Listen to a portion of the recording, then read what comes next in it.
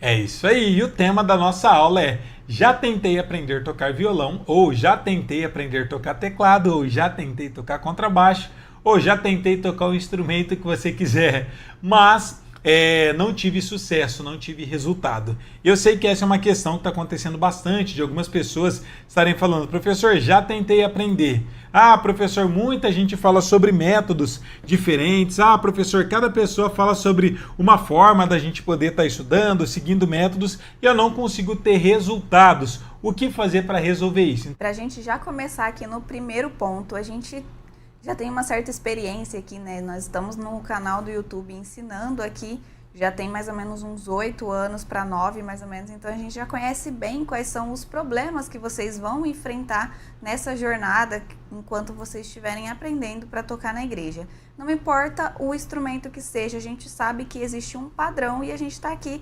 disponível para ajudar vocês a resolver esses problemas e essas barreiras que estão impedindo vocês de evoluir, tá bom? E o primeiro ponto ali é como lidar com as frustrações de não ter resultado, porque eu acho que isso é uma coisa que logo de início já barra a pessoa, né? Porque você começa a aprender empolgado e aí de repente você tem alguma coisa que te trava. Como que a pessoa consegue lidar com isso para ela conseguir avançar? Como lidar com essa frustração?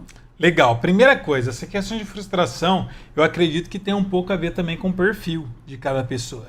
Tem algumas pessoas que é um pouco mais, vamos dizer, cascuda ou blindada de algumas coisas, e tem outras pessoas que têm um emocional um pouco mais abalado. E isso eu percebo, inclusive, pelos nossos alunos. A gente tem alguns alunos que tá difícil, ele continua mesmo, insiste, e tem outras pessoas que têm esse perfil de ter mais frustrações do que outras, de se abalar por menos coisas. E isso eu não estou aqui para criticar, até porque esse é perfil e cada pessoa tem uma forma de lidar com essas frustrações. Mas eu acredito que essa questão da frustração, de não ter resultado, é algo ruim. E não dá para mim simplesmente chegar aqui e falar: ah, você não tem que se frustrar, porque eu também já me frustrei em várias outras coisas que eu já tentei fazer, e de vez em quando a gente se frustra na vida. Então faz parte, mas a gente precisa lidar com elas. Por quê? Isso não pode se tornar uma barreira a ponto de você querer desistir.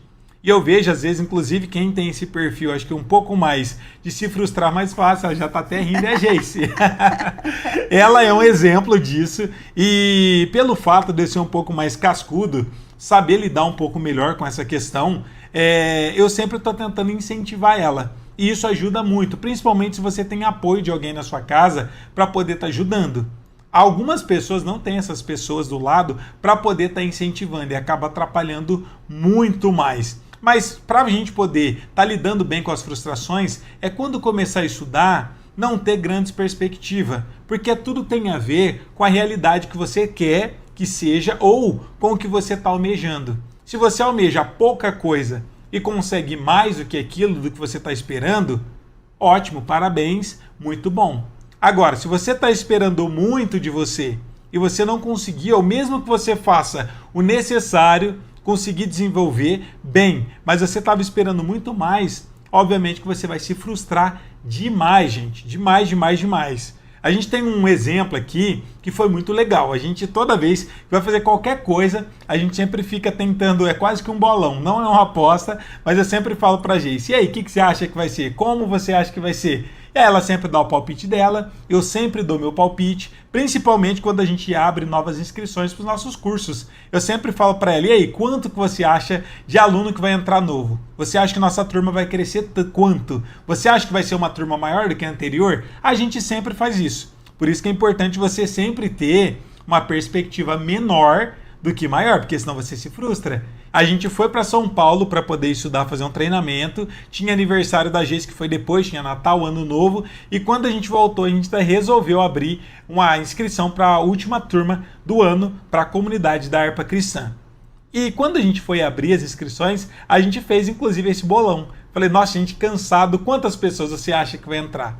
A Geice achou que ia entrar umas 5 a 10 pessoas, né, mais ou menos. Uhum. Eu também não tinha pensado tanto, a minha expectativa não estava tão grande. E o mais incrível é que entrou quase 60 alunos, sendo que a gente estava com umas expectativas muito pequenas. A gente, inclusive, nem divulgou muito sobre a comunidade, sobre essa última turma que a gente estava abrindo do ano. E foi muito melhor do que a nossa expectativa, porque a gente não estava com a expectativa alta. Agora pensa, se eu chego para ela e falo, ou ela chega para mim e fala, ó, a gente vai colocar nessa última turma do ano 100 alunos, 150 alunos. A gente estaria frustrado. Por quê? Não pela quantidade de pessoas, mas justamente pelo foco que a gente estava dando. Se você tem muita expectativa, para você se frustrar é muito mais fácil. Então nunca espera que você vai ter um desenvolvimento máximo. É óbvio que tem algumas pessoas que conseguem ser muito mais rápidas, ser fora da curva. Por exemplo, a gente tem exemplos de alguns alunos que com 3 meses, começando do zero, já estão tocando na igreja. Mas se você começa a estudar e falar em 3 meses, eu também vou tocar. Qual que é o grande problema? Pode ser que você não consiga e você vai se frustrar. Então pensa que tocar um instrumento ou você começar a tocar na igreja é uma jornada. Exige uma caminhada para você conseguir estar desenvolvendo. Mas se você começa a colocar algumas metas impossíveis de se cumprir, ou não tão comuns, não típicas, por exemplo, aprender a tocar e começar a tocar na igreja em 3 meses é possível? Sim, a gente tem vários exemplos disso. Mas é comum? Não, porque entre todos os nossos alunos, não é a maioria que toca em 3 meses, mas uma grande parte consegue, mas isso não é a média. Então você não vai se basear pela média. Então se você está começando a estudar hoje, ou se você nunca aprendeu a tocar um instrumento, ou nunca conseguiu tocar na sua igreja, porque você acha que daqui 1 mês ou 2 meses você já vai estar conseguindo. Então melhora aí as suas metas para ficar mais fácil. Agora, o que é possível fazer? Que é exatamente o que a gente quer apresentar para vocês aqui nesse podcast e mostrar para vocês que é possível qualquer um de vocês, quem está começando do zero, ou quem já sabe um pouco, se tornar um músico preparado para tocar no reino de Deus, para tocar na sua igreja. Coloca uma meta muito mais palpável, muito mais simples, porque se você conseguir tocar em 3 meses, melhor ainda. Agora, se você levar 6 meses ou levar 1 ano, você não vai ficar frustrado, porque a sua expectativa está alinhada com o que você está conseguindo ter de resultado. E essa questão de você ter um alinhamento para você não se frustrar é muito importante. Igual eu falei, se eu não me engano, foi no primeiro podcast, que é sobre você ter uma meta grande, mas você também ter metinhas, as metas pequenas.